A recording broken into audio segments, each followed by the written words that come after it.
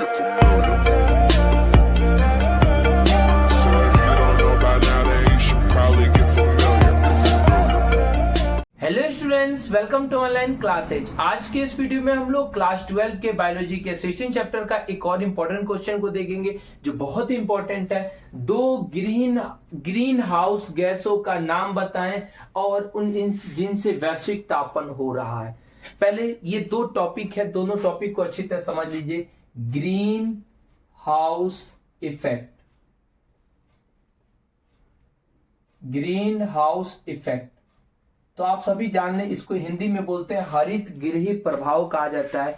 ये एक बहुत ही अच्छा चीज है, बहुत ही पॉजिटिव चीज है। क्यों है, आइए इसको देखते हैं। दिन में सूर्य से आने वाला प्रकाश जब पृथ्वी की सतह पर टकराता है तो पृथ्वी गर्म हो जाती है।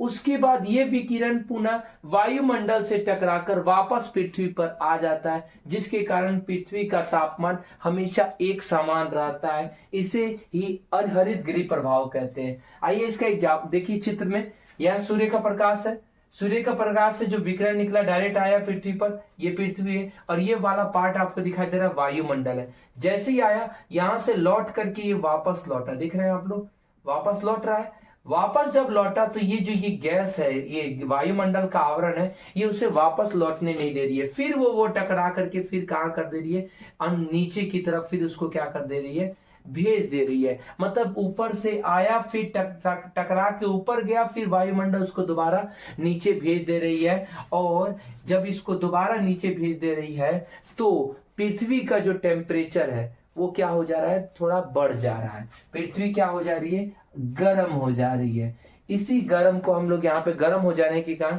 इसी प्रभाव को, गर्म होना ही क्या कहलाता है, हरित गृह प्रभाव कहलाता है। हरित गृह प्रभाव कहलाता है। अब आप बोलिएगा कि ये हरित गृह प्रभाव तो हमारे लिए खतरनाक है क्योंकि पृथ्वी को गर्म कर दिए। अगर सोचिए, अगर ऐसा ना हो तो पता है पृथ्वी एकदम ठंडी हो जाएगी। ठंडी हो जाएगी मीन्स क्या, इसका टेम्परेचर माइनस में चला जाएगा। अगर यहाँ टेम्परेचर माइनस में चला जाएगा तो आप अपने आसपास देखिए, जो पेड़ पौधे की कल्पना कर रहे हैं, ये सारे पेड़ पौधे कब उग रहे हैं, जब इसका टेम्परेचर कितना मिल रहा है, 20 डिग्री से 50 डिग्री के बीच या 40 डिग्री के बीच मिल रहा है, तभी ना ये पेड़ पौधे उग रहे हैं। मीन्स ये 20 डिग्री से 60 डिग्री कर कौन रहा है, तो ये वाला आवरण ही ना कर रहा है जो इसको वापस दोबारा कर दे रहा है, जिसके कारण दिन के समय जो टेम्परेचर अगर हमारा 40 तक जा रहा है तो रात के समय भी ये कम नहीं हो रहा है, उतना का उतना ही रह जा रहा है। 10 डिग्री कम हो रहा है, कभी 0 डिग्री नहीं ना आ जा रहा है माइनस में, जिसके कारण ये हमेशा पृथ्वी हमारी क्या रहती है, गर्म रहती है, और जो पेड़ पौधों के लिए बहुत ही अच्छा होता है। ठीक है, तो हरित गृह प्रभाव क्या है, दिन में सूर्य से आने वाला प्रकाश सूर्य के पृथ्वी की सतह से टकराता है तो पृथ्वी गर्म हो जाती है, जिसके बाद ये विकिरण पुनः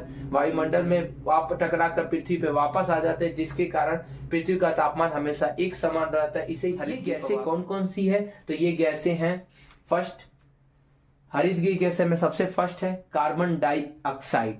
याद रखिएगा, हरित गृह गैसों में पहला कौन है, कार्बन डाइऑक्साइड। दूसरा नंबर है मीथेन CH4। तीसरा number nitrous oxide N2O, chlorofluorocarbon CFC, जलवाष्प H2O, ओजोन SO3।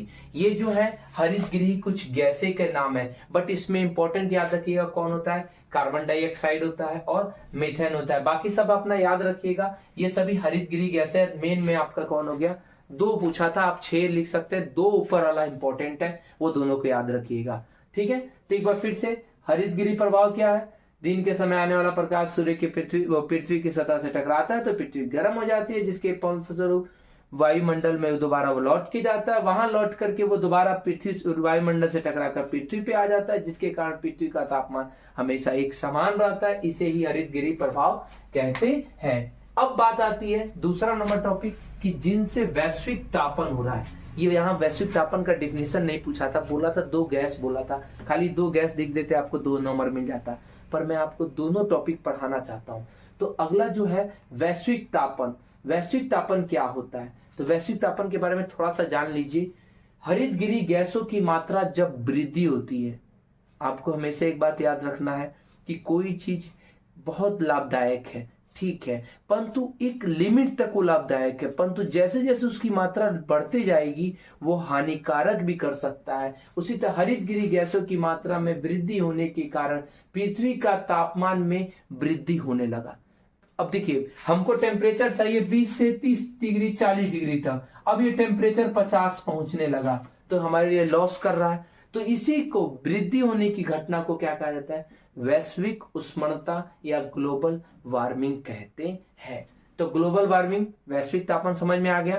तो ये हमको अगले टॉपिक में पढ़ना है। खाली आपको यहाँ पर 2 गैसें लिखनी थी, तो दोनों गैसें आप लोगों ने देख लिया जिनसे वैश्विक तापमान हो रहा था। ठीक है, आज के लिए इतना ही, फिर मिलते हैं हम लोग नेक्स्ट वीडियो में। तब तक के लिए धन्यवाद।